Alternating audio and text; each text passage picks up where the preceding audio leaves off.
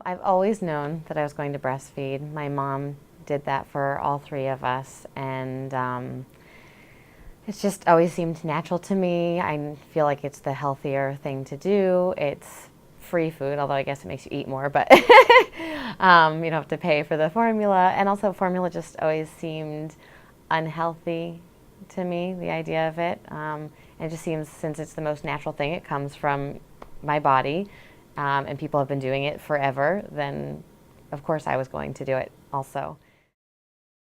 I think reading the materials in WIC where it talks about how people do struggle with it sometimes, I mean, that did make it very clear to me that I knew I did want to breastfeed, and that if I did have any problems with it, that I would make sure to overcome those problems. Great. Yeah, if anything, it just strengthened what I already knew for myself. And Yeah. the first few days, I had some difficulty with latching. It wasn't anything major. It seemed like maybe just the normal difficulties that one would have with latching. It was a little bit frustrating for me, but in the end, I mean, they weren't huge problems. They weren't huge difficulties that I experienced. I was in the hospital. There was one nurse in particular who was really helpful, and they knew ahead of time, because it was in my birthing plan, that I didn't want them to, be overbearing and come to me and say, "Oh, this is how you do it. Here, this is how," because I've even heard of stories where like they take, the baby's head and move the baby for you, and I had specified that I didn't want that. So they were very good about that, and the nurse that did help me would say, "Would you like some help?" And here's what I would like to do if you would let me. And so that was really nice for me. And so she did end up helping me kind of reposition Raphael's head on the breast so that he could get a better latch. So that was really helpful at the beginning, because even though I thought, oh, it's going to be completely natural and he'll just start sucking right away, sometimes the placement of the lips, against the areola or the nipple really did make a difference, and, more than I ever imagined. So I worked on my birth plan mostly by myself, but I used guidelines or example ones from WIC, and I also used example ones that my midwives had provided for me, and it's possible that my regular doctor provided them. So I kind of took all of these example birth plans and put one together that made sense for me. And then I shared it with my midwives ahead of time. And had I not been working with a midwife, I would have shared it with any doctor. I mean, as much as you can ahead of time. I know you don't have as much time with doctors as midwives, per se. But so then we just talked about it, and I gave them all copies and made sure we were all clear. And I ended up asking probably the same question for a number of questions over and over again, just to make sure I understood that they were going to do what I wanted them to during the labor. So I think I put in there, or I mentioned a few times, how I did want to try the natural latching, where the baby just kind of inches its way up to the breast on their own. And so I didn't want to feed right away. I didn't want to have him be born and go through the normal process and then say, okay, here we go, we're going to feed you. I wanted to see, like, what would he do just resting on my belly and hanging out, and as long as he wasn't crying and in major, experiencing major hunger. So that's something that I stayed a number of times. When I went, I only had a 6-hour labor, and so when I went there, it was 3 hours in. So I was really like fully having contractions at that point, and so I couldn't communicate very well. Which is why, and I had my friend with me and my best friend's mom and my mom. And so they knew that if at any point I couldn't communicate, that they had my birthing plan. They knew what I wanted. So I did get there before my midwife, and I was there with the nurses, and that was really difficult for me, because it was hard for me to communicate, and I didn't really know, like, there wasn't really time to just say, okay, so here's my birthing plan. This is what I would like to have happen. Despite everything, like even during labor and then after labor, but the intensity of the labor, despite that, I still was very clear about things that I wanted. And yeah, I told the nurses that I wanted to have my son sit on, or my baby, because I didn't, well, yeah, I mean, I did know, but not everyone knows, that I wanted to have him sit on my stomach for a while before breastfeeding, and they were very clear on that. But I not only expressed it through the birthing plan to the midwives, I also made sure to talk to the nurses, and I made sure that the people with me, so my friend and her mom and my mom, were in communication with the nurses at all time and expressing for me when I was unable to what I needed. The nurse that did help me with the latch and who asked for my permission to do that, she was really helpful, and I liked her demeanor. Like, she waited for me to give her the go-ahead, but then she was very helpful and gentle. And the nurses that were the most helpful to me were the ones that I could tell they weren't judging the opinions that I had and, my decisions that I had made, and how important it felt to me. Because, I think in certain moments I was very demanding, like, this is what I want to have happen because it's my baby.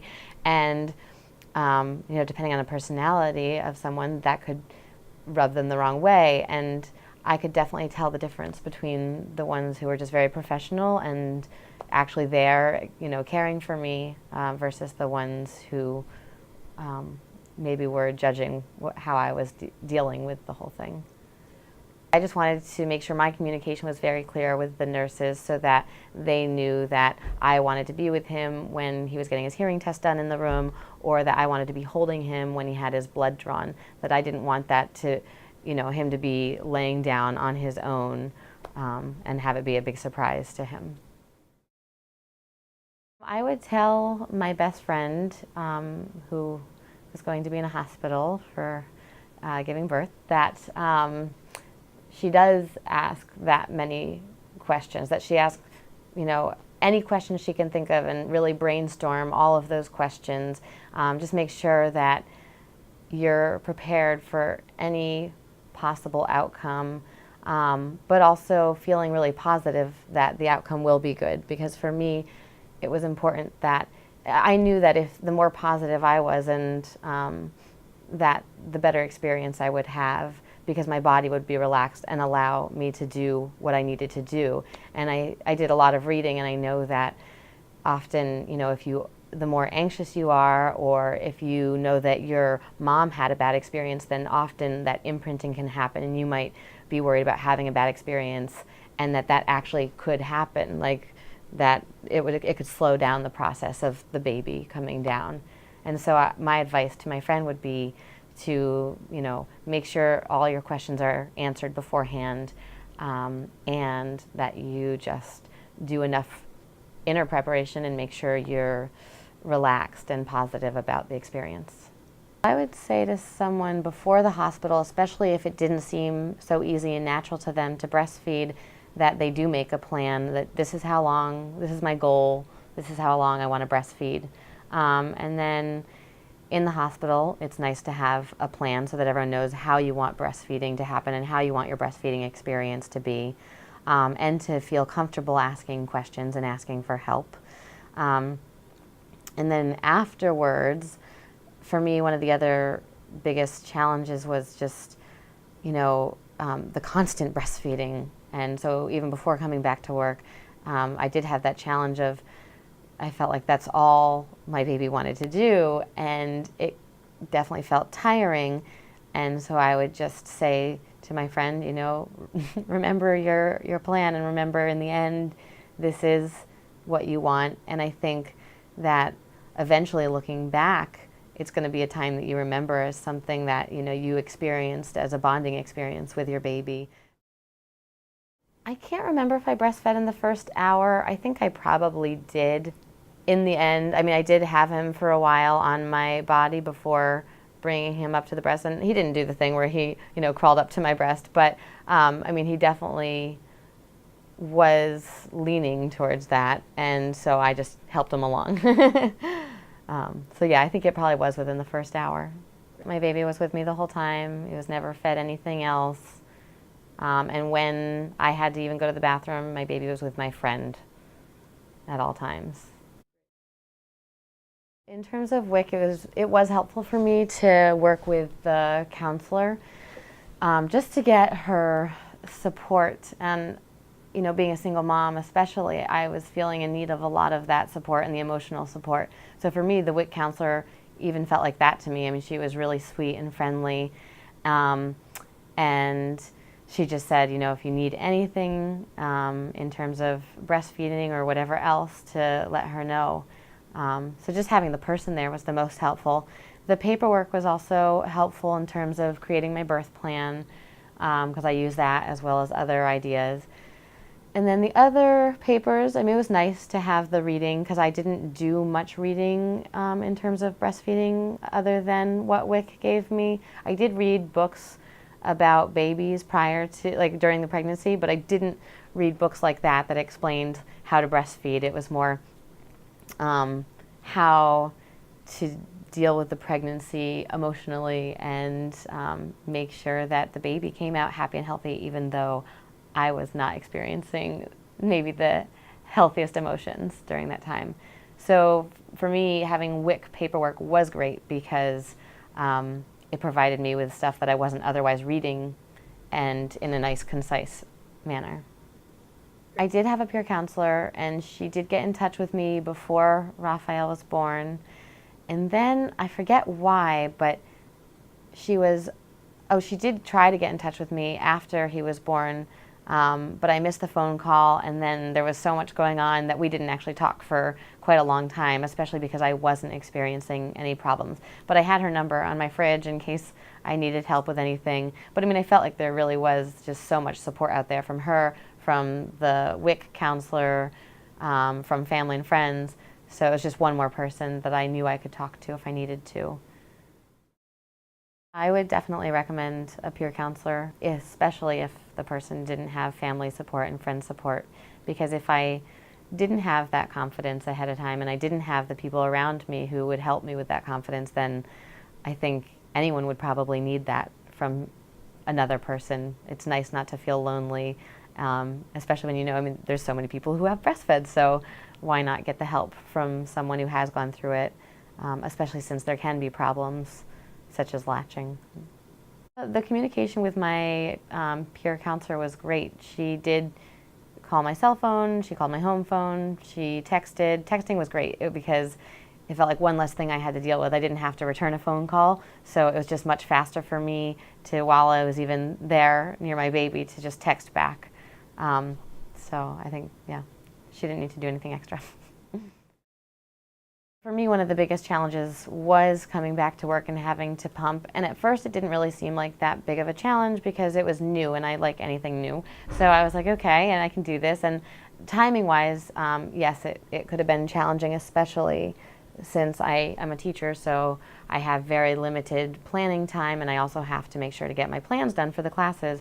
So being able to find ways to pump and do other work was really nice. So anyone who works in an office can consider that. And my colleague had the hands-free pump. I didn't, but I was able to rig it so that one pump could stay on its own and I could hold the other one and do something with another hand. And so something that was really helpful to me was having a colleague who I could talk to who was going through the same thing and share ideas and methods. And so I would recommend that, you know, if there is that challenge of going back to work, finding someone else who might have the same challenges that they're dealing with, just to vent to, if anything else, if nothing else. And then another challenge later on was, after a while of pumping, I really did get sick of it. And so just, again, having that person to talk to for me was the most helpful in being able to continue with it. And because we were each other's reminders, and this is important to us, we do want to do it. And then kind of talking together and deciding on our own, but getting ideas from each other of, you know, when are you going to stop breastfeeding and when are you going to? And it was just nice to have someone to bounce ideas off of. If you don't have a colleague who is experiencing the same thing, then I would think it would be helpful to, in some way, find someone else who can relate to you, whether it's someone that you know or maybe someone that you don't know online. Especially for the technologically savvy people. There is tons of information out there and tons of support. And actually, I think I did come across information about moms supporting other moms even online and sharing their own experiences. And I think it is nice to just hear someone else's experience so that you know you're not alone, and it reminds you that you do want to keep doing this because you're not even the only one who understands that this is healthy and makes for, I think, a happier baby.